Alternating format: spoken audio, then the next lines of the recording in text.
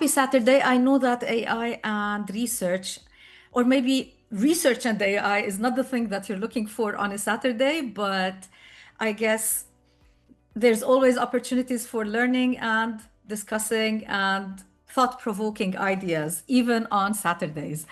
Thank you for taking time out of your weekends to join us, and I really appreciate your presence with us for all the attendees, and particularly for our panel members. I really thank you for being with us on a Saturday at the end of the year when everybody is packing bags, but I couldn't have thought of a better conclusion to our series of panel discussions than having also you with us. So, really appreciated. Today, it's my pleasure to welcome Prof. K. Gallagher, a long-standing colleague, friend, partner in crime with me throughout my work at Zayed University. It is a real pleasure having you with us at the present time. Prof. K is with the Emirates College of Advanced Education. Then Dr. Zeina Hojeij, Associate Professor and Assistant Dean for Research and Outreach at the College of Interdisciplinary Studies at Zayed University. Thank you for joining. Also, another long-term partner and friend and colleague, and Dr. Zahy, Interim Assistant Dean at LAU AKSOB. You'll tell us later on what that stands for, which and Associate Professor of Marketing. Thank you for joining us. I recently got to know you, but your work is beyond impressive and it is really inspirational. Thank you for being with us. I'll give you the chance to give anything that you would like to share before we start our panel. Prof. K? Oh, thank you, Rana. It's a pleasure to be here this morning. A pleasure to be with you and Zeina and Rami today. I work at Emirates College for Advanced Education. That's Abu Dhabi's Teachers College with campuses in Ajman and Al Ain. So I'm a teacher educator who conducts research, mostly qualitative research in the areas of language education, literacy education, and broadly teacher education. And, today I'll be speaking in a personal capacity as a researcher who's curious and open to the possibilities of AI, but like everybody, concerned about the pitfalls. And I will say that I have no specialist knowledge or expertise in the area of AI or EdTech, but I'm learning and enjoying learning to use certain AI tools, as we'll talk about in a moment. And it's really great to be engaging in dialogue with this group today as a member of the national, research community and international communities of research practice. So thank you, Rana, for having me, and I look forward very much to contributing and to learning today. Thank you. Dr. Zeina. Good morning. It's nice to see the two of you actually a lot, and nice to meet you, Zahy, as well. I echo what Kay said. We're here. I'm here also in my capacity as a researcher, and by no means an expert on any of this AI. And as we were having the conversation before, it's really hard to be an expert on something that's changing so fast and that is changing by the minute. So the minute you learn something, it's just the next day it's obsolete. So I think expertise in this area, what I will talk about is my personal experience and what I know from how I have used it, and the trainings I've had and so on. So looking forward to this conversation. Yeah, hello. And Dr. Zahy?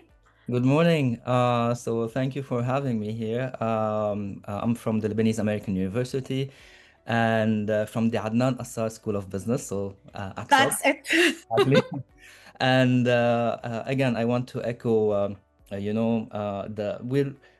the part on AI really it's a journey, and we're still on that journey, and the journey is never ending. As in not only in AI, it's like in technology, and me being in the marketing field, as Zeina just mentioned. Everything in this, especially in academia, it changes every single day. we prepare something for the classroom, you have to go and check it, and before before entering the class, there's something that you have to add, that something happened just that day. Similar with AI, similar with technology. So there's no expert in that area. There's no expert in any area, and we're still on that journey. And I'm looking really forward to the discussion today. I think it's going to be super interesting. Thank you, Dr. Zahy. I'm going to highlight that the three of you are, I accept none of us is an expert, but each one of you is an expert in their own field and in the research that you are working. And from what I know about having worked with two of you and having had a discussion with you, Dr. Zahy, and I invite everyone to check Dr. Zahy's spotlight on edubridges platform, because he's really inspirational.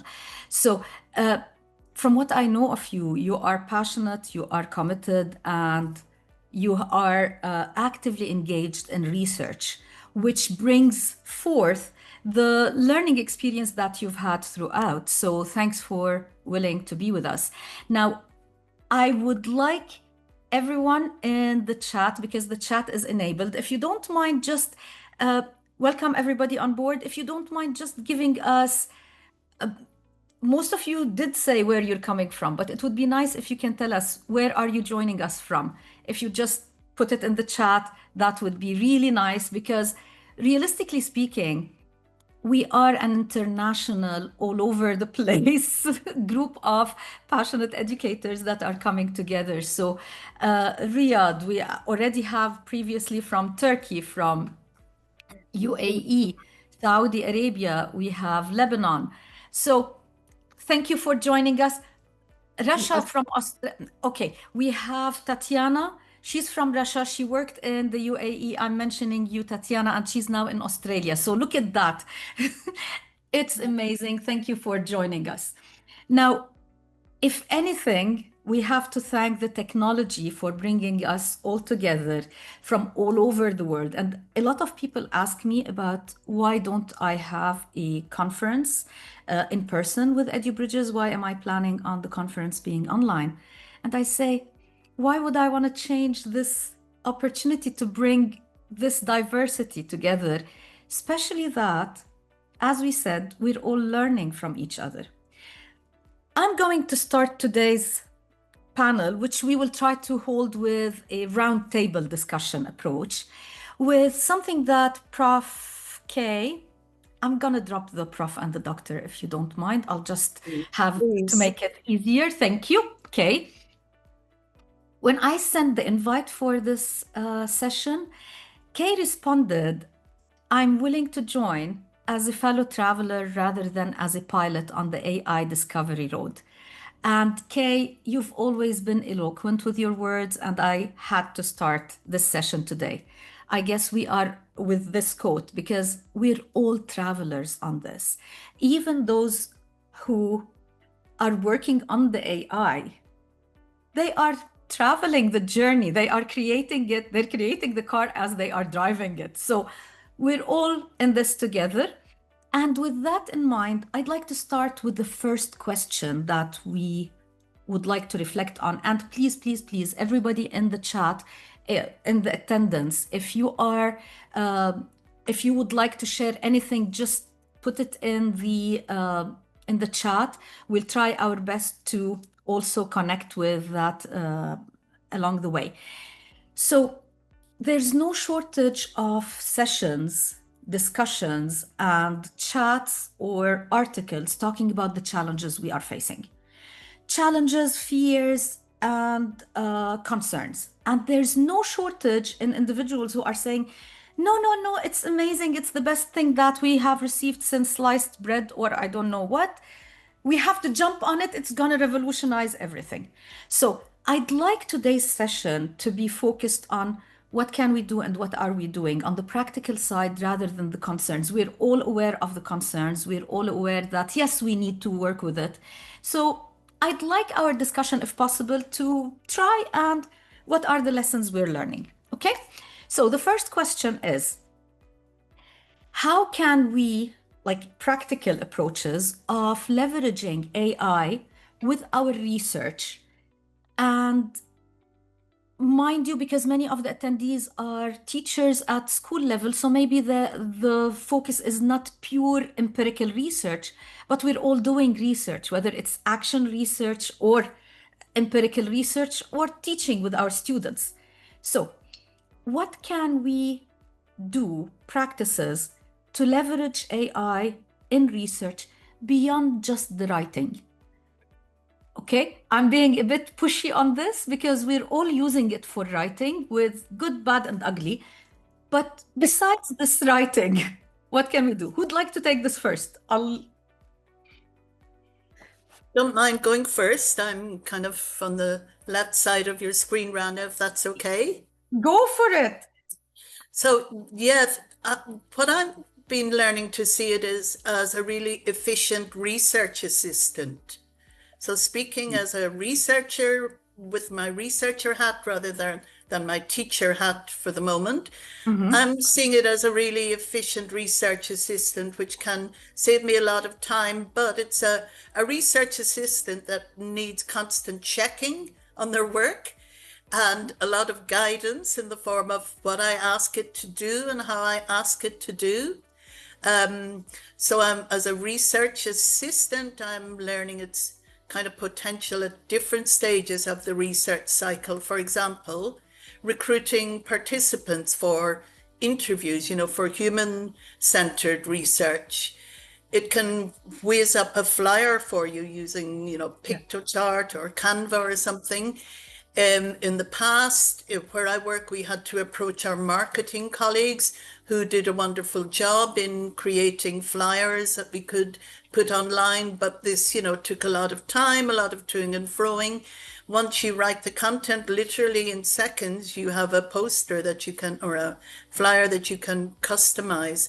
And I'll just say one other thing before handing on to the others on the panel. Again, as a qualitative researcher who does a lot of interviewing, it's really brilliant for recording, transcribing, and translating interviews in one shot. Just simply using Microsoft Office. All these things took forever and a day in the past, especially the transcribing, which is only like, I think 3 years ago, I was manually transcribing and had human research assistant manually transcribing. This can be done just in a jiffy by AI. So there are two immediate, sort of off the top of my head, examples to get our conversation started. Thank you. Who'd like to go next? I can add to what Kay said. I am using it also as a research assistant as well, because it's helping a lot with the literature search, which is for me is so time consuming. So now literature search is something that is done so fast. We have a lot of tools, like for example, SciSpace. I use SciSpace, and it can, at the end, I can get a grid that has all the articles with, and then I ask it, I want to see the research questions from each one. I want to see the method, was it qualitative, quantitative, was it mixed? And so it comes out with this chart that before I used to ask my research assistant to do on Excel by hand.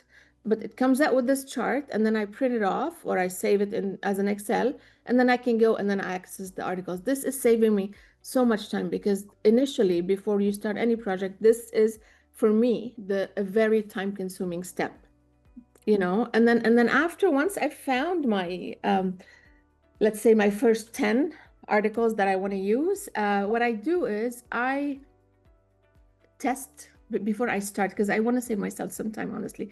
So I try to have a conversation with AI.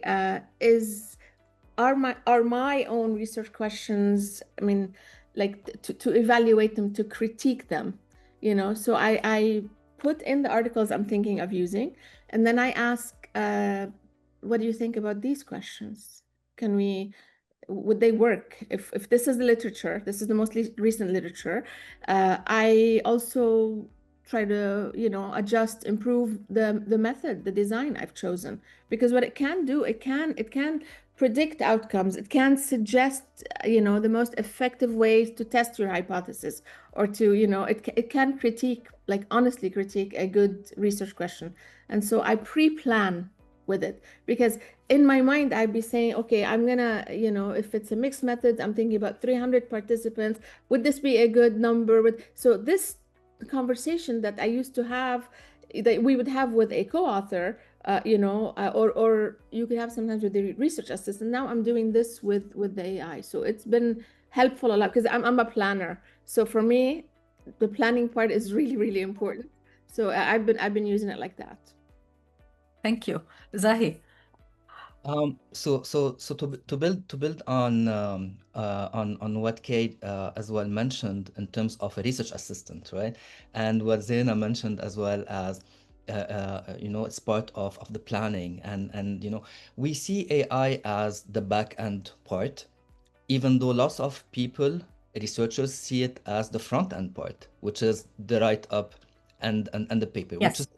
is wrong, Mhm. So I think we all agree here that it's a very good tool that helps us in getting all of the back end part in terms of coding, data scraping, transcription, and qualitative. I cannot stress enough on what Kay mentioned in terms of transcription, the manual transcription. It used to be horrible. Translation directly. If today you're doing an interview, a qualitative interview, in-depth interviews with lots of people with different languages, you have on Google Meet, it directly translates that into your language. You can go today through AI and scrape the data on different websites to get secondary data. So there's a lot of time that was saved through AI. But the most important thing is that we need to see AI as an extension to the researcher, not as a replacement. And this is what most researchers see it, and lots of institutions are getting the negative stereotype on AI that, yeah, you could do papers, it will write everything. No, it's you should see it as a tool, and something. I mean, even in the write-up, it can act as fixing grammar, fixing, a sentence structure. But the back end is so important, and most important, as Zaina mentioned, we have to as well double check. It's not a foolproof system. It can help you detect anomalies in data. It can help you do sentiment analysis by day. So there's an amazing now feature under the Google Sheets, whereby you can embed AI, and directly it will you can ask it about sentiment analysis. So based on the different sentences, is it positive, is it negative? It can detect data, it can provide summaries. So even I mean today what most researchers are interested in is, of course, literature review. This is the biggest area. It cuts a lot of time instead of just going into Google Scholar and searching the topic. Today you have, for example, AI in Scopus, that basically you just put the topic, and then it will do a mind mapping. It will tell you the key authors in that area, the trend in that area, and it will give you the references of all of the key articles. So there are tons of things that we can do with AI. But again, the main point that I really want to stress on is that it's an extension of researchers, not a replacement. Thank you. Kay, you've set the discussion with the research assistant, and it's so interesting because it's so true. I agree with what you have mentioned, and from my side, because I'm working with qualitative, quantitative, and systematic reviews, adding to what you have mentioned, for me with the quantitative, the thing that I found AI is helping me in, the different tools that AI is helping me with, relates to visualizing data in a way, or visualizing the findings in a way that is more accessible to the reader. At the present time, let's say, for example, with Napkin AI, I can really create a much nicer, and let me rephrase. Many individuals in the creative design teams can create wonderful visualizations. But it's, as Kay said, it's much more easy now to have a visual representation. And I'm not talking about graphs in particular. I'm talking about visual representations that can play as an advanced organizer or a concept map and whatnot through tools like AI. So that's for quantitative and also qualitative. It tends to be very helpful. On the qualitative research side, I found that it is very helpful for minimizing bias in the analysis, because everybody talks about there is bias in AI. We're not saying no. But when I am reviewing the codes, or if I'm reviewing the narrative transcription, unconsciously, I'm highly biased. We try our best not to. But if I'm putting that data with a qualitative tool, although it is biased, but the bias is way less than mine as a human who's coming in. Again, we need to check, so on and so forth. And it definitely cuts out a lot on the time consumption of analyzing qualitative data. It's not going to get the themes for me, but it will help me identify the themes and get there. Meta-analysis and systematic reviews, it's definitely way more helpful than it cuts a lot of time with regards to extracting data and information from the articles I'm reviewing.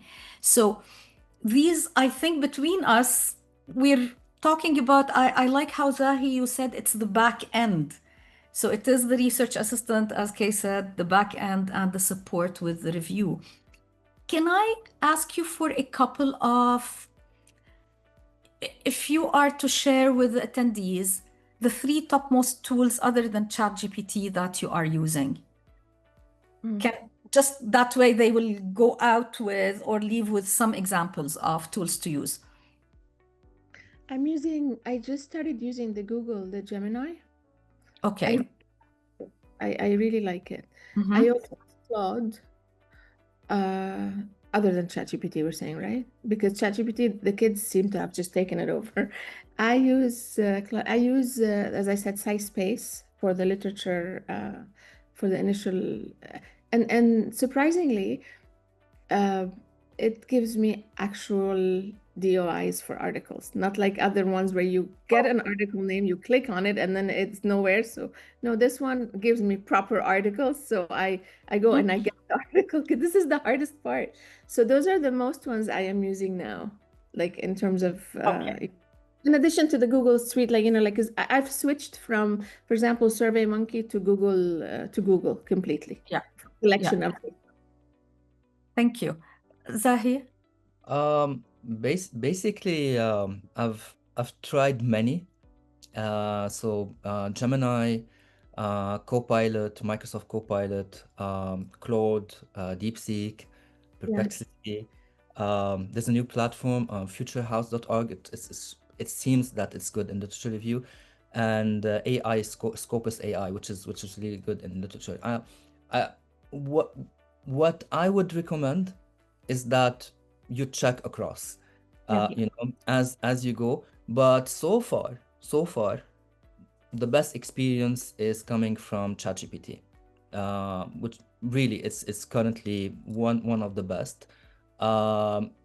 And of course, I mean, AI Scopus is good in giving you the direction. But again, it seems that so far ChatGPT, at least for me, it's still the best in terms of being really good in most of the things. Thank you. Okay. Yes, for me, what I've been trying out, one for literature is Research Rabbit. Yeah. Which is very good in connecting various, a lot of the apps and tools will give us basically a list of possible literature, but Research Rabbit actually makes connections between different parts of literature, and it's very open in terms of what you can ask it. So I've found that very helpful. Perplexity as well is something that I use if I need, like, maybe a topic I need a definition for, or more typically in a research project, you need several definitions from which you say this is the understanding of X topic that we're using in this paper. So it Dance gives good, languaging. Dance yeah, languaging. yes, It could have helped so much. Yes. it gives a good range of yeah, definitions with, if you ask for definitions with citations, recent definitions, classic definitions, whatever, you can keep modifying the search. But of course, you do have to check each one of those definitions. I mean, it's more accurate than it was, I've found, but there have been some, like, I was like amazed to find that one of the top applied linguists had recently authored on AI with an Emirati person. And I thought, this is amazing. Wow, this collaboration. And I need to see this article like right now, but of course it didn't exist. It was what they nicely call a hallucination, but which is actually a fabrication, right? Let's call it, it's a complete made up. So if I had copied and pasted that and thought, great, then I was in big, big trouble. So really, I think Zeina already mentioned, you really, really, really need to double check. Another one is Canva or PictoChart. Like recently, I finished with a colleague at work, something like a 14,000 word research report for an institution in the region. And part of the required output was a 12 slide PowerPoint or similar presentation. So I was able to put all the text in and ask it to generate slides. And again, of course, review, check, make sure it's picking up on all the things that you need it to pick up on. And as Rana said, it will pick up on things that you didn't think of. So you're really kind of collaborating, I guess, with the AI at that point. And a final recent example, I've just published an edited book, and the most horrible task ever that I felt had my eyes bleeding was creating an index. Yeah. And I'd asked around, was there, any indexing tools? And there are, but they're, expensive. They're for publishers. So I just put it into ChatGPT, having done a basic index myself. And it did really come up with a decent index that I then cross-checked and cross-referenced against mine. So there's some, like 3 recent examples and the tools that I have used. Thank you. Thank you. On my side, I'm gonna briefly mention Otter AI for transcription and for qualitative analysis, Napkin for visualization of findings. You can put any narrative that you have concluded with, let's say, I want to represent this, and it can give you some good ones. And Answer This, which is also that literature review component. Now, we have to qualify all this with the fact that most of these AI tools, unless it is Scopus, for example, do not really do a very solid review and search from indexed research. And that's why if you look at Google Scholar and if you do a research, a literature search on Google Scholar, you'll find those articles that are being cited 10,000 times and whatnot, or 6,000 times, or even 500. When you do it with Answer This or some of these tools, you'll end up with research that is recent, that is good. I'm not saying no, but it's not that in depth with regards to the indexed one. It really searches the general thing. I think Zahy has something to say, but I'll give, or no? Just on the point, because we're talking about literature review, and I think most of the writing is, people are really focused on the write-up, and I see it from from colleagues, from other researchers, and lots of people think that this is the gold mine, this is the next big thing, but and I know that you're going to cover that through the ethics of AI, but this is, for me, it's very, very important. In terms of the write-up, because we talk about literature review and the write-up that a lot of researchers might be you know seeing the easy way out in terms of like, you know, the AI will write everything to me, even though there are of course hallucinations, everything we know. AI is really leveling the writing, right? I mean, few years back, it was purely the researchers' capabilities in the write-up. Today, this is being leveled. Everyone could do the write-up through AI, and AI is so consistent that you're going to start seeing papers popping up that are practically similar in terms of writing. So, human creativity and researchers' creativity, this is what we should be focusing on. How can I use AI to manage all of, you know, as a research assistant, as a time planning thing, as to cut time, everything. But I still need to put my own creativity, my own writing style. I know that you have in AI, you can upload the document that you have written, you can tell it, mimic my writing style, so on and so forth. But this is, it's still not organic. And this is what I really, I mean, suggest and recommend in terms of the way ahead, in terms of the write-up. Of course, ethics is a big part of it, but Yes. if we really want to stand out in terms of research and creativity, the extra thing that we have in terms of the write-up, this is what we need to focus on. An excellent point, Zahy. Realistically speaking, at the present time, what will really, anyway, what AI will help in is, while raising the level of language, now the onus will be on the design and what it is really finding and the methodology and the data. Before we go to something else, I want to refer to some of the things that came up in the discussion. Do you mind each, please, typing the tools that you mentioned so that the attendees can actually pick those up? And we will, for everybody who's attending, we will be providing also this information once the panel recording is available on the edubridges platform. You can join and check, and we'll have that list over there.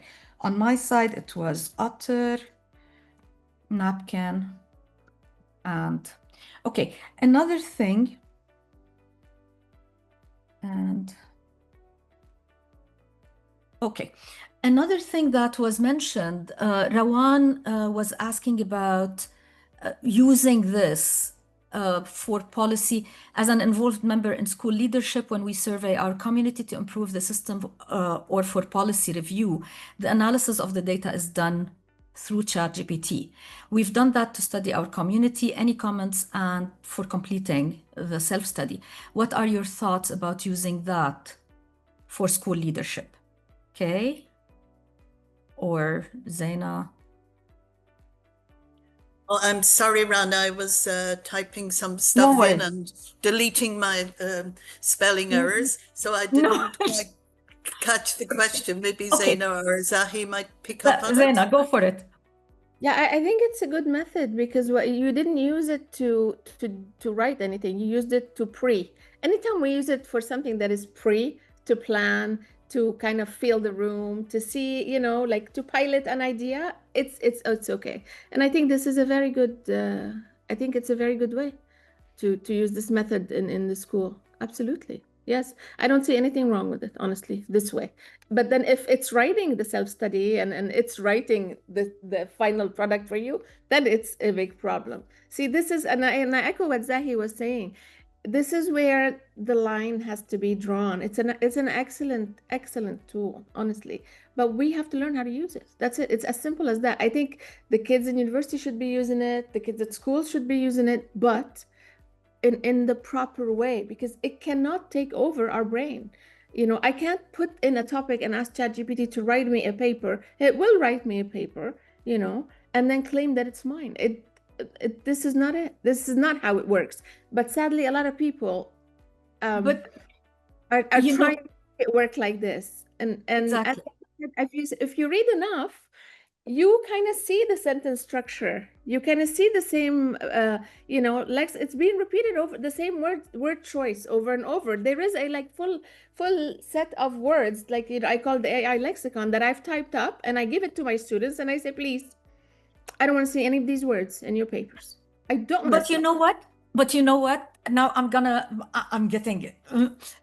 I fully agree with you. And like, for example, any article now or any post in today's technology connected world, you I can don't want to directly break know. anything But anymore but at you all. know what's happening also, Zaina, and this is really sad, that some people who are really good at writing are being like without any basis, being how do we say it?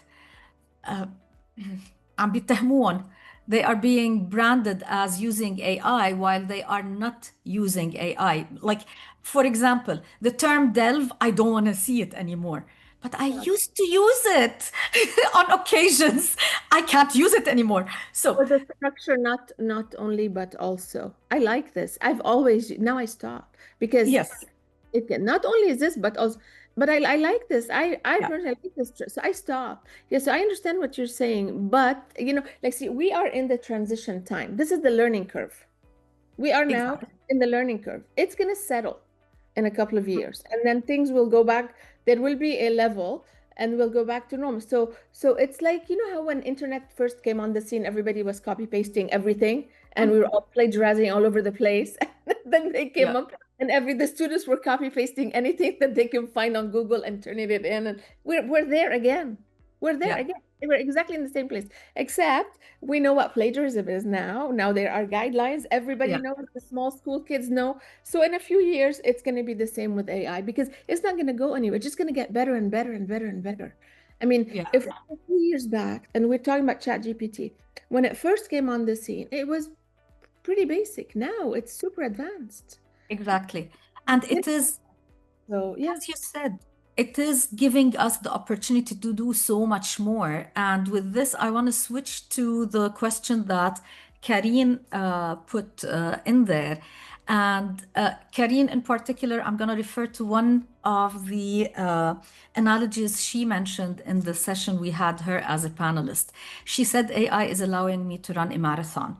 So realistically speaking, thank you, Karine, whether it is in research preparation, whether it is in Rawan's example for leadership, for accreditation, if it allows you to do things faster, it's great as long as you know what you are doing and you know why you are using it for. Now, Karine asks about the nuances with qualitative research. Is AI able to interpret it? Karine, it cannot interpret at all. It's not the interpretation. It can help me with finding the themes or summarizing the themes, but I have to be extremely close to the data. I have to know what the data is all about in order to make it work for me. I want to move to the next question because there are so many important things to talk about. The next question is, what are the skills? Okay, for us now, we're all in agreement. It can help us a lot. Amazing ideas and examples. What are the skills and competencies we need to learn or be competent with and help our students be competent with in order to be able to make use of this at this level? Zahy, can we start with you, if you don't mind? Sure. I think to start with, you need to understand really the before the prompting, because someone just directly typed prompt. Yes. Before prompting, you need to understand what do you need, what data about, how different formulas work, how themes work, how thematic mapping works. So we need to have the background information as a researcher, or if we're not talking about research, anything else, you need to really understand the data and everything that you're plugging in, right? So this is fundamental. This is very, very important, and all of techniques and everything. Now, of course, you have this, Then we go into the prompt, and then prompt, and now we hear, about prompt engineering and everything. It's, I wouldn't say engineering, it's really about plugging in the background and the understanding. Again, it gives you exactly what you're asking for with the context, and most importantly, the quality of the input. Lots of people think, and I've been into many meetings whereby people are asking like, why did it give us so and so and so? Yeah, because you actually gave it the a different input. And another watch out is that sometimes people say like, this is what the AI told me, and for them AI done خلاص, this is for them, the truth. If AI told me this, we should go with that particular direction. No. So understanding the criteria, understanding the data, understanding the culture, as relating it to one of the questions, um, understanding the background and the research questions and the gap and the originality and everything, and how themes work, then only then you have to then put a very very important prompt, as if you are talking to a very small, little kid. The context, the objective, what is this data about, the background of the data, what you need specifically, and how. So a lot on the input, a lot on the background, and a lot on the output. How do you want the output? And then once you have extracted all of these, then you go into rechecking, rereading. But mind you, I've seen lots of instances where lots of data were actually dropped. And then you go back like, you dropped particular points, and then, oh yeah, and it's endless. So you have to know what you're doing. Exactly. Thank you. Okay. Yeah, I'd begin by echoing what Zahy has just said, that, we need to understand the methodology and the methods of analysis that we're choosing, and which ones are useful for which types of questions, when to use them, why to use them. We don't actually have to do the kind of manual calculations anymore, say for quantitative research. We have AI tools to do that, but we really need to understand which methods, which statistical analysis, which questions that are best answered by which approaches, and so on. So all that kind of research literacy is probably even more needed than ever. A second thing I would say is that we need to have an understanding of transparency in all facets of our research. My PhD supervisor long ago, Professor Adrian Holliday, who's a qualitative researcher, and in his book on qualitative research methods from maybe 20 years ago, he always reminds us to show your workings. Yes. So that your research is trustworthy and transparent. And the same thing applies to using AI in research, that you're very clear about what you've used, when you've used it, why you've used it, how you've used it. And related to that as well, I think we need to know, for generative AI such as ChatGPT, we need to know how it works so that we know its limitations. We know its biases, we know its fabrications, we know its strengths, and that we always know that the human judgment is something that the AI just doesn't have. Same at other kind of, I guess, stages of the research project cycle, the possibilities and the pitfalls. Say in a literature review, it can give you a list of who found what, but it can't really provide a narrative, a critical narrative that compares and contrasts across research, in the area. And as I mentioned earlier, you always need to cross-check to make sure that it's accurate.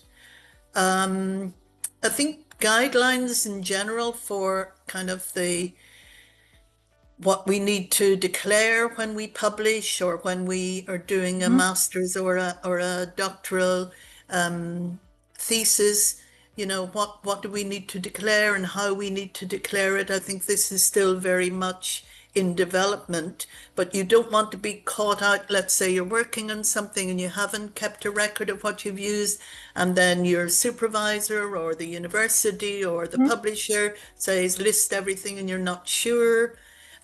So show your workings is still a very good motto for researchers in the age of AI.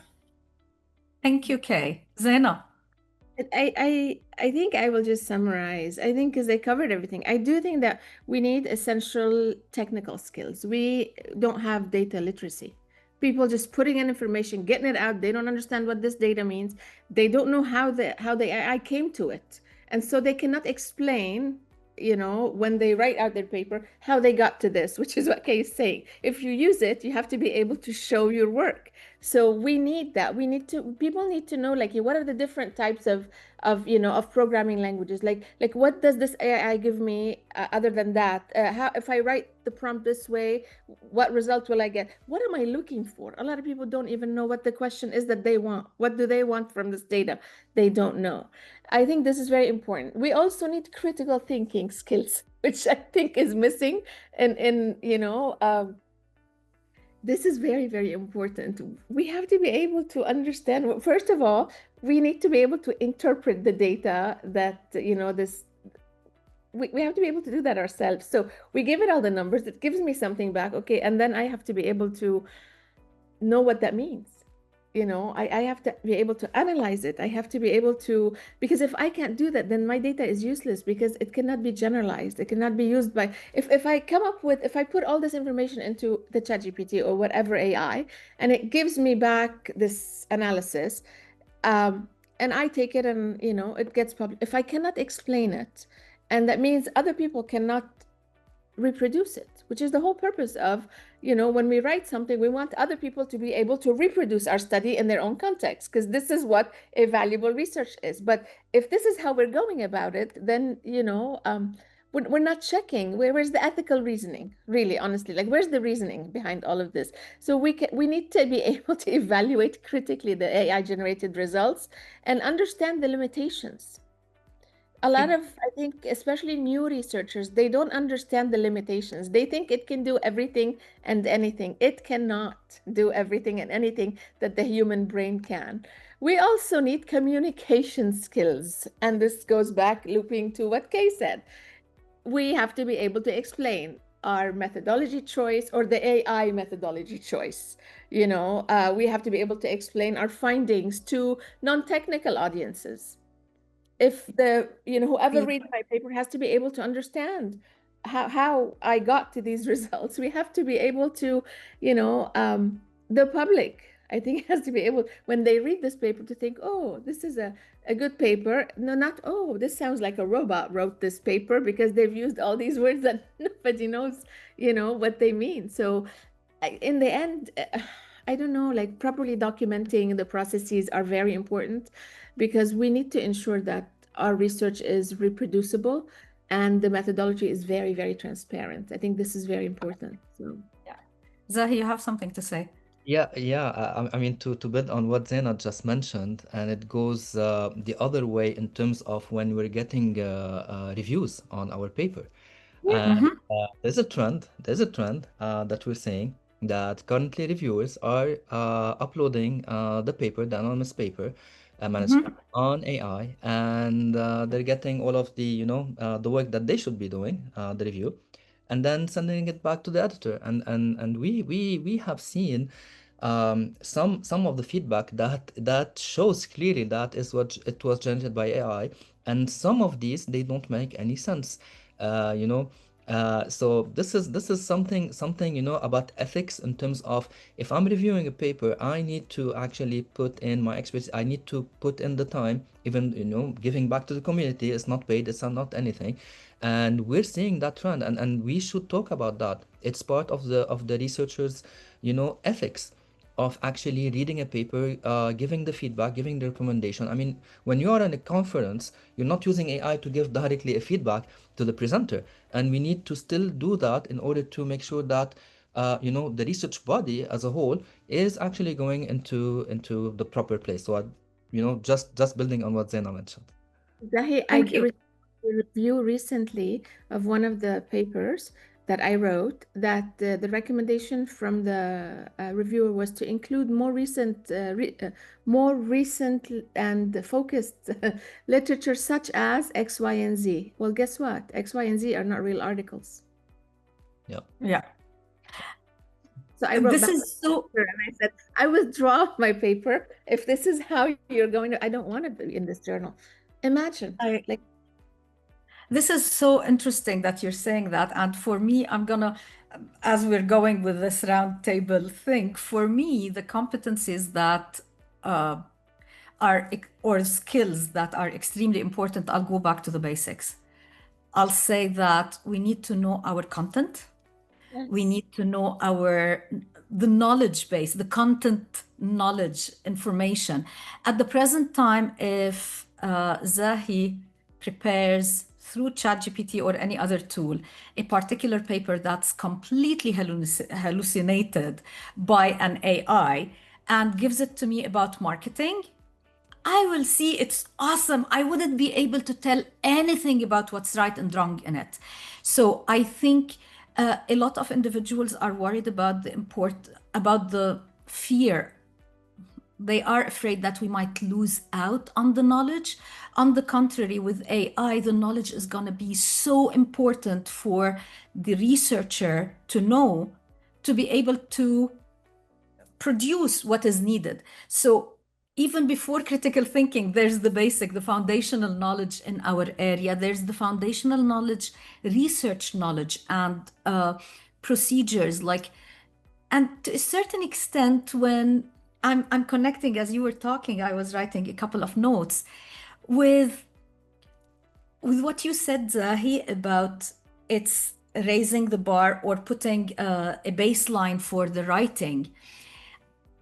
If we compare it with when SPSS or analysis tools came out, prior to that, I don't think in older times the writing was that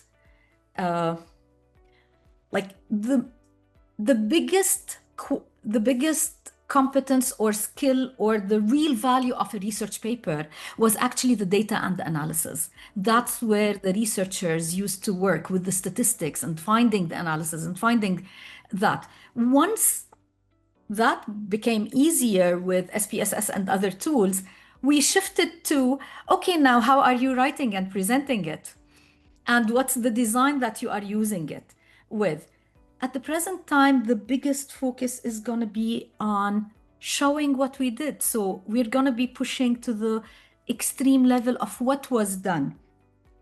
And to a certain extent, it's the cognitive tool that is supporting that researcher. And with regards to some of the questions that came up regarding the ethical considerations and what's happening with checkpoints, checks and balances, we are already seeing, it's still in process and in progress, but we're already seeing checks and balances taking place. At the present time, many journals, if not the majority of academic journals, they have a section for the authors to highlight what is acceptable, what is not, and there is a generative AI acknowledgement thing that we need to sign. Another thing that is extremely important is I also know that now, to avoid that issue with reviewers are also being asked to sign, I'm not going to be using this with AI. So there is an acknowledgement. Now, does not answer everything? Not at all in any way, form, or shape. But remember, there's been plagiarism and fake research way before AI. And I'll take this a very quick, short example. Are you aware of the research that was conducted on identical twins separated at birth, and the guy who was caught faking his whole series of research? I don't remember the name. I'll get the name and put it in the edubridges. But he's a big name after the war. You know, in psychology, trying to answer the question of nature versus nurture, what is more important, the best research is conducted with identical twins that were separated at birth. They have the same genes, but they are growing in different contexts. Okay. And after the war, there was this researcher who came up and said that he found so many kids who were separated at birth, identical twins, and he started more than 40 couples, pairs of twins, and he started publishing about it, and everybody was amazing. He got kudos and attention, only to be later on discovered that he made it all up. He faked it totally. He even faked his assistant. And when he was asked about the data, his claim was that, oh, it got burnt. So fake research has always been there. The amount of research was little, so fake research was small in amount. At the present time, research productivity is increasing, so fake productivity increases. So thank you. There's a lot also to talk about this, but I believe it all goes back to the skills that you mentioned. There's a question from Azza about the UNESCO competency framework. The competency framework is an extremely helpful framework at the present time. It's the start. It's not the final, it's the start. And we've noticed there are documents that are being called live documents because they're changing so quickly at the present time. So Azza, I think we can have a, I'll put this on my agenda early next year, because now we're finishing this panel, but we can start thinking about targeting the UNESCO competency framework and talking about how it can be in action, either through a panel or through some training. That's an excellent point. Next one, how do we keep it authentic and work on our creativity? The marathon, this is by Fikra. Okay, I think Fikra, the answer to that is if you know your content and if you know your area, and that's why we will never reach the point where we don't need specialists in the field. Go for it. Okay, thank you. Yes, Rana, just to augment what you said, you've mentioned the importance of content, knowing your content, owning your content a few times. Another really important word is context. Because AI can't understand your context, the context that you're researching in all its nuances. And the sort of one of the biggest errors that I see coming forward in student research papers at master's and I guess undergraduate level is a lack of context. And that is kind of a straight giveaway that it's from AI or strongly generated by AI. You know the context. The AI tool doesn't know the nuances of your classroom, your school, the UAE education system, or whatever it is that you're working on. So if you want to avoid any pitfalls around overdependence on AI, make sure that you research and describe, analyze your context as thoroughly as you do your content. That would be particularly expected in qualitative research, that the context is very, very important. Thank you, Kay. It's so true, and we can see it when we are talking and chatting with that ChatGPT or Claude or whichever, when they give us something, or I'll stick with it, let's go for it. When it gives us something, we have to clarify, no, this is not what I meant. So yes, it's getting better, but the context and the content tend to be extremely important.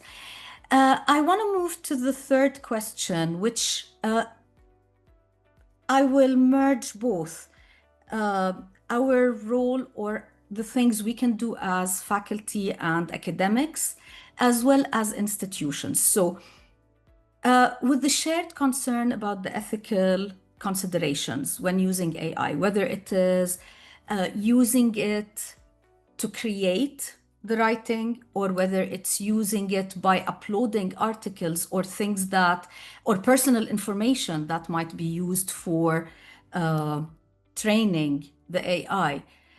What are some of the things that we can do as faculty members or as individuals in the academic arena to overcome or minimize? Let's be honest. We will not be able to address all ethical considerations. We won't be able to address all the concerns that we have. But how can we minimize these, whether while we are using it or whether when our students are using it? And how can the institution help in putting this culture of responsible use of AI? Zaina, go for it. Yes, so I'm gonna set my, yes. I always wonder about, like, I always think, okay, so we write these papers, so there are people using AI, and then they take full credit for it. Okay, so we're talking about research. But what about sometimes if someone discovers, if AI comes up with like an innovation that a person can patent, then you have now who takes the credit for this? I mean, it's just, if you start to think about it, it's never ending. It's really an ethical dilemma. It's a big ethical dilemma. I think to start with, I think institutions need to have clear guidelines, clear policies for AI use in research. They need to, including the requirement for transparency. In this way, we're not telling anyone don't use it. However, you are required to be transparent if you used it, how you used it, right? Because that feeds into validation of the data, that feeds into, you know, accuracy of your findings. So, and this goes into the ethical review, but they can't do that before they give everybody mandatory training. I think they should require all researchers to complete AI literacy training covering both technical capabilities as well as ethical considerations, because the ethics of it all is where a lot of people are lost. You know, when it comes to the peer review processes, they have to be updated, because we just said, you know, so journals have to update those. Also, you know, that now they're trying to put papers into the AI detectors. Well, those AI detectors are not detecting at all, because because it can sound like you know, you can review, you can make it sound like you. So we have to find a way that we update the processes for evaluating the methodology, evaluating the bias in the papers. How do we assess? Because we can see if the data is generated from AI because it, you know, because of the bias. Is this research, again, as I said, reproducible? Can someone take it and redo the whole thing? And also, I think very, very importantly, there has to be some kind of a collaborative oversight. There has to be committees in not just the research committee, but there has to be interdisciplinary committees that overlook research. So these committees would have, for example, ethicists. They would have domain experts, because we keep turning, and we keep going back to, you have to know your content and you have to know your context. This is how you can tell if this research is authentic or not. So if you have experts, subject experts, domain experts, and we can have AI specialists on these committees, plenty of you know, engineers who are not prompt engineers at the university who can serve on these committees. I mean, they can review high impact AI research applications. So once we put these in place, I think it would make it less unethical, because it's not going anywhere. It's not. Mm-hmm. And I think there is a difference between ethical and responsible that we need to actually talk about. It. Maybe that can be another panel altogether, with the ethical aspect that is way on the bigger, and the responsible. At the present time, I think we need to balance both. Kay, you wanted to take next? Yes, thanks, Rana. I think as a general statement of ethics, we can use AI to improve our language, definitely. And I see it as just an amazing boon for people who are writing in a language that's not their first language. So that's really, really benefited a lot of people. We can use it to summarize our content. We can use it to represent our content in a sort of a different format, as I've described earlier, but not to generate text that we then claim as our own. Because if we think, what's the original definition of plagiarism? Presenting somebody else's work or ideas or words as your own without appropriate acknowledgement. So if AI is used in that way, then it does constitute plagiarism. I was just submitting something the other day to Elsevier, and I noticed that they're really very clear that AI should not replace like core author tasks like producing the insights or drawing the conclusions or making the recommendations, and that the technology, when it's used, should be acknowledged and should be done with like human oversight and control. Generally, we're still, I think, in very much a developmental phase, and we're still kind of groping our way through this. We don't have any international clear guidelines, say, for citing the use of AI, what we should acknowledge, what we should not. So I guess if we go back to the kind of original definitions of plagiarism as a touchstone, that will keep us on the right track. In terms of institutions, I think being part of discussions like this, communities of practice like this, nationally and internationally, is really, really essential, so that we're all learning from each other and contributing to this steep learning curve that we're all on. Yeah, that would be my main points to make at this stage, Rana. Thank you. Thank you. Thank you. Well, with both what you are saying, and I'll move to Zahy in a second, with regards to thinking about the policies, thinking about understanding more what is being required or requested with the policies that are out there, and even the discussions. That's why at EduBridges, we're going to be holding our first ever boot camp about AI and research. So if anybody's interested in learning more about what we can do and how we can do it, sorry, this is a marketing promotion, but if you are interested, you will get, and if you are in attendance, you'll get a discount. And Rita will be posting the information in the chat over here and pinning it at the top. Do connect with us if you are interested. So, Zahy, what about your input? So I completely agree with Zeina and Kay. In terms of institutional guidelines and the ethics and responsibility of it, and I see it from, as a blueprint to start from the individual.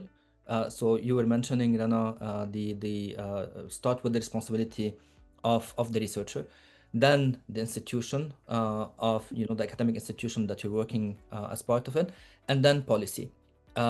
Because we're really playing catch up, and it really needs to start with us as researchers, responsible researchers, feeding into the different committees that we have across the university on AI, and we have several ones at LAU that are with the community. They're trying to develop procedures, training. We have lots of internal training through our in-house training for faculty and staff on how Yes. what are the best usages, ethics, panel discussions, so on and so forth, and then ideally have all of these at the institution level, and then help the government with policies and on AI. And this is a never-ending work, because again, going back to the initial point that Kay mentioned at the beginning of the panel, we're on a journey, and this journey, especially with technology, is never ending. So I see it as a full package with developing policies, but it's never going to be foolproof. And again, it goes back to the personal responsibility that each one of us has to do. One thing I would like to add is training, mentoring, and us going into the classroom. So I'm switching to teaching classroom and teaching because I've seen lots of questions as well, or input, or statements in the chat on students and being old-fashioned, only stick with paper and pen. Yes. But I think embedding us as faculty, embedding AI into the learning journey will as well make us learn, as Kate just mentioned at the beginning. We're learning, we're giving and we're learning. And to give you very small example, fast example on what I do in my class, is that I teach marketing strategy. So on strategic level, thank God, AI is really not good. Thank God. So what we do is that we solve the case without any electronic, internet, connection. So they solve a case study in class, and then I show them afterwards how the AI actually solved it. And you can't believe how many students will be astonished, like, oh my God, I actually solved it much better than the AI. So we really, and we need to do the same with researchers. Like, do your part, check what the AI has done, and you will be, I promise you, you'll be astonished on what the human mind is capable of when we want to use it. Exactly. Thank you. On my side, when I think of all this, there's another aspect that I believe we need to do, which is continue the discussion, continue the training, all of this. This is very important. But there are two aspects. First off, our expectations. We need to manage our expectations when we're going for training. And that's why, for example, we're not offering training. We're making it a boot camp, because there's a lot of learning that is happening hands-on while working with the actual tools. So we need to understand, and like from our expectations, don't expect that we will ever become specialists. So I really find it strange for those who are sharing their profile as AI specialist or prompt engineering specialist. Like, I don't think the AI gurus who created this thing are prompt engineering specialists yet, even. There's that part. The other part is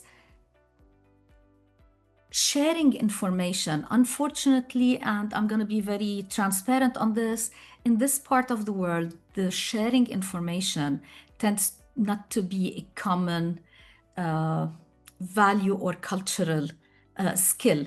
It's really sad that when I was doing my master's, the professor back then, which is in a previous century, not just decade, in the previous century, he was saying that we are in a culture where I won't share what I know because I don't want somebody to take my place. عقلية ما بعلم غيري حتى ما ياخد محلي. We are moving out of it. I have to say we're moving, but we need to move faster because nobody's waiting for us. And when it comes to AI, and going back to what we started, as Kay said, this is a journey. We're learning with each other. We cannot afford not to share what we're learning. Similar to what happened with the COVID. We survived the COVID not because of what the universities offered or the schools offered. We survived because we were on WhatsApp. We were supporting each other. This is the same thing. So we need to share information.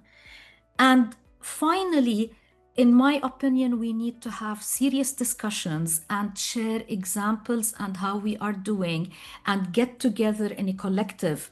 That's hence edubridges and the relevance of that. And with regards to assessment, alternative assessment, we cannot continue, and that applies even in research. I cannot continue teaching research to my students and expecting only a paper. It's not. If I really need to overcome these concerns with regards to fake or plagiarized research, I need to change a little bit in the way we conduct it. So for example, and I've mentioned this in multiple sessions, we in the course I'm giving at University of Toronto at OSE, what we do is we ask the students to record a 5-minute screencast or video walking us through the analysis that they conducted, the files that they worked with. That is another, like, we cannot continue with just write a paper and expect them not to take the easy way out. Come on, who's gonna do that? They're only human.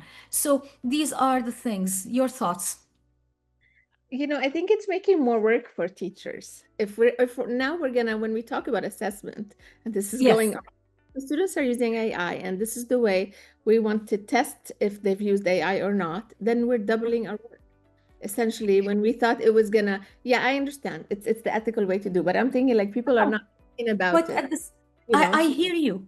I hear you, Zaina, but at the same time, from another perspective, AI is helping us. And let's be honest, most faculty members and teachers are using AI to develop part of their lesson plans, So I can use it to cut down on some of my menial jobs, not menial, some of my time-consuming work. And we've always had this discussion. We were never happy with how assessment was taking place. But I agree with you. Yeah. No, I like the idea that when assessment is personalized, when it's authentic in this way, definitely, because it's a better indicator than tests and so on. It's just that, people, Yes. yeah, but It's definitely more work.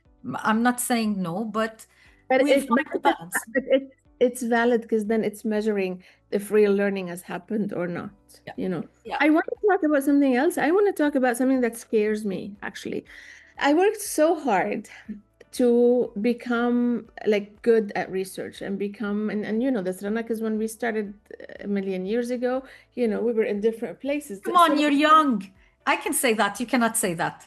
تفضل. For me, I always wonder that, I don't know, I always wonder about losing that skill of being a researcher. Losing as AI, it's getting powerful and we're relying on it. So for me, this is a fear that, am I losing certain skills by using it? And so that voice in my head personally keeps me alert. So I always make sure that I'm not dependent on it. I'm not over reliant on it because I don't want my research skills to atrophy. Honestly, I don't, because it took me so long to build them. But so for me, this is a fear. Like honestly, I'm sharing like really this is a fear for me because that's why I don't accept anything it gives me at face value. That's why I make sure I double check and I triple check everything. And I always have to, I go, and sometimes I overdo it. It takes me longer to do certain things, but I just want to make sure that, still it's me in there. And I think the more I do that, the faster I'm becoming, actually. So on the other side, that fear is making me sharper. Because now I look at my data a little bit differently. It has sharpened a lot of things for me because I'm so worried about if I use my AI, I'm really concerned that any data coming out is incorrect or there's something wrong. And so what happens is now I double check and I triple check, and I've become much, much more meticulous about certain things, which has enhanced my skill instead of my fear of atrophy. So I don't know if it seems other people are going through the same, but this is a concern for me. Zahy, I think you're talking about all of us, Zahy. I totally agree with Zaina, and I think if there's one thing we need maybe to take out of one of the many things or the key things that we need to take out of this today's panel's discussion is to do a mind shift, a change in perception of AI, because going back to Zaina's point, if we look at it that this AI tool is going to bring the best in me, it's going to challenge me, it's going to make me a much better researcher and a much better teacher, then if we look at AI from that lens, not that it's going to take my job, it's going to do stuff that I'm going to be obsolete. No, if it's going to challenge me to become a better researcher, whereby I'm going to go back to your initial point, Rana, as well, that I'm going to go deeper in terms of the insights, build further in terms of the implications, go further in terms of the data analysis, the added value that I'm giving as a researcher. As a teacher, of course, you all know today it's a big question mark is about teaching. If students are getting all of the knowledge from AI, what would be the value of a teacher? Now, this is a big challenge for teachers on how to move that particular learning into an experiential learning, into the interaction. How can Exactly. I change the perception and my the positioning or what I do as a teacher in that teaching journey and change that perspective? So this AI is going to challenge me, and I think this is a huge opportunity, and this is actually positive, not negative, if we see it under that particular lens. And we actually tell students about that. Go and use AI and try to compare between your work and AI. How can you use AI to start, particular areas, brainstorming, so on and so forth. But go and check how you can challenge yourself and become much better than AI. We have seen in competitions, in brand competitions as well, that uh, currently creativity is actually going down because and you have lots of ideas that are very similar because they are using Yeah. AI. A few years ago, they were completely different. And hence, I mean, what we tell students, look, they're becoming all the same. So how can you actually use AI but still challenge yourself, and AI will challenge you to become a better person and actually make it into whatever career or life you. So just wanted to really focus on that in doing that mind shift. Thank you. Kay, you have something to add? Let me unmute myself first.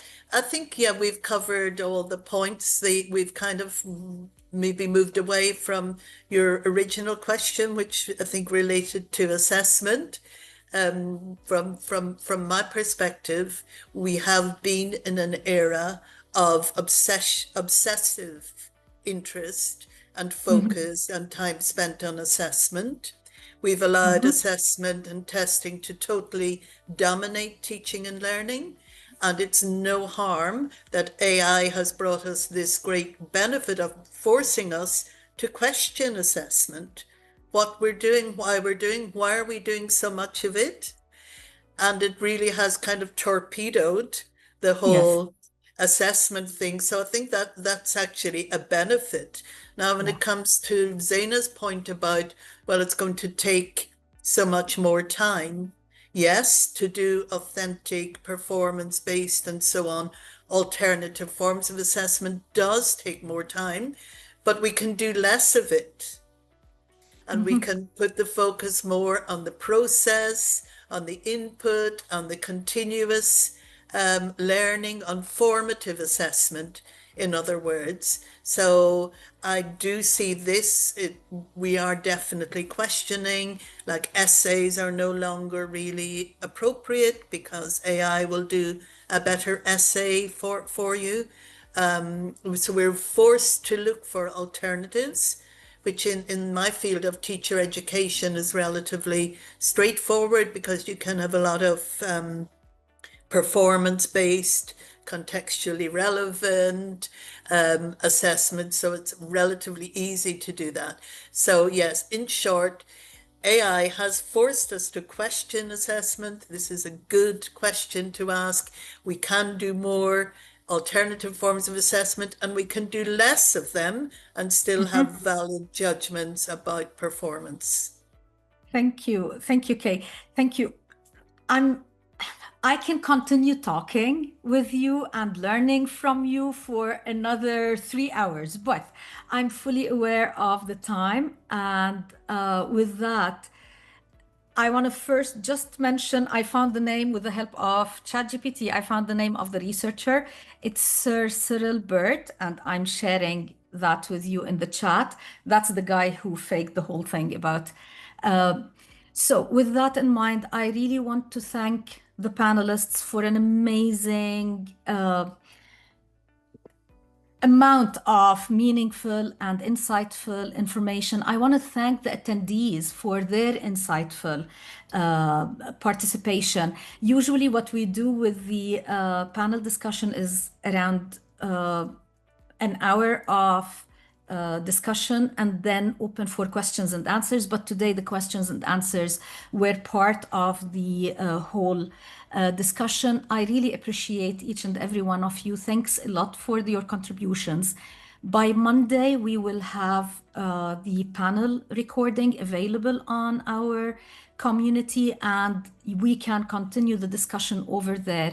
Because I think if this session showed or reflected anything, it's a testament to the need for us to continue talking, continue discussing, and continue collaborating to navigate this special times. I want to leave, we have 4 more minutes. I want to leave the chance for the 3 panelists if you have anything to conclude with before we say goodbye. You said navigate. It's another AI word. See, but I use it. what I was saying, like the word nuance, for example. Yes. Now I'm so conscious of these words but these are words we use. You know what I mean? Yes. These are words we use all the time. Now it just took them over. But when you see a student using it, you're thinking, ChatGPT, because we don't know what it means. You know, it's just. But agreed. And it depends on, as Kay said, the context. If I know my student and what they're capable of using and what not. Exactly. Context. That's it. That's it. Kay, Zahy. I would just say in response to Zeina, I wouldn't worry about the language once the content is owned and analyzed and critiqued by the author, the originator, then the language is really, in a way, a mechanical thing that Grammarly or Quillbot will do for you. So I wouldn't worry so much about that. Thank you. Zahy. I want to leave you with just something to think about. Recently I've been doing some kind of thematic analysis, and in a meeting we're going into data and stuff, and I really didn't like the what the AI did. So I've done it purely manual, and I've sent it through email, and I've put in brackets, not done by AI, it was done manually. And you know what? Everyone agreed and we're aligned. I think we might be going into an era in few months, few years, whereby we're going to go back and genuinely say that we don't want AI, we want the human touch, we want the human thing. And in marketing, in my domain, we started seeing that when Coke, for example, launched the ad done by AI, lots of people really hated it. And then Dove announced that it's going to commit to not doing any ad done by AI, because it goes back to the brand values that it's not about fake stuff, it's about the real thing. So I think we might this is my expectation, that we're going to go into an era that we're going to have finally some type of now adjustment in terms of our perception of AI. It's not the whole truth, nothing but the truth is going to be issued by AI, but then we're going to go back and put more value into the human mind and feedback. That's it. Thank you. And Zahy, I'll follow up with you with something that is, for me as somebody who's not involved in marketing, the difference between handmade products versus the mass produced. And eventually we will still have the mass produced research, we will have the AI supported research that will continue, but then the hand carved or the authentic will have the higher value no matter what. And with this, I want to thank you all for your participation, for your contributions. I'm having a question regarding the bootcamp. The bootcamp, send us a message, or just send us a message, or just check the community through the community, send us a note and we'll provide you with the full information for anybody who's interested in that. Please share with your colleagues also. The more collaborations we can get, the better. And with the hope of continuing with our authentic selves in research, in teaching, and in life, I'll see you later. And thank you. Thank you. Thank you so much. Thank you. Bye.